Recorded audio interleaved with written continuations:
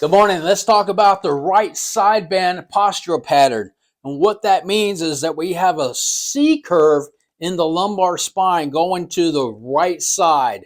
So the right side bend oftentimes have a illium that flares out.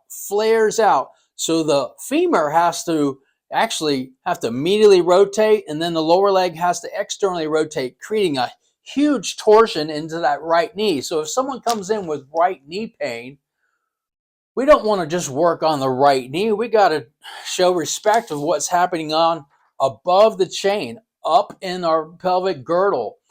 And so if we think about doing that first, then the results we get out of doing isolation work into the knee happens a lot easier and faster.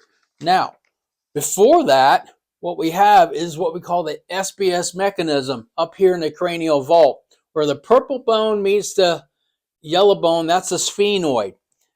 I've got these two bones here. This is the occiput, and this is the sphenoid bone. They come together and create that SBS mechanism. All right here. I got these from Anatomy Warehouse. So what that means is when someone's in the right side bend, it's jamming over on this right side, leaving an open side on the other, right? So as a manual therapist and cranial structural therapist, we can go in and clean up this SBS mechanism by going in through all the SBS movements. When we do that, that saves my hands because the body is already trying to move out of that side bend pattern before we get doing the soft tissue work.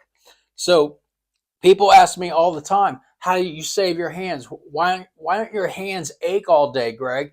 It's because I incorporate the SBS movements before I do the body work. That way I don't have to work so hard. That's the beauty about being a cranial structural therapist, is that we can manipulate, change the environment here. Because if I only had 10 minutes to work with somebody, it'd be the cranial work that I would do. Okay? So we do the cranial work, then we do the body work, and you'll see how the body starts to unwind out of that side bend. Therefore, treating the knee in isolation is not the right way to go. You want to treat the SBS, the pelvic girdle, then work in isolation with the quads, the adductors, the hamstrings, the gastroc, etc. I hope you guys have a good day. Take care. Have fun.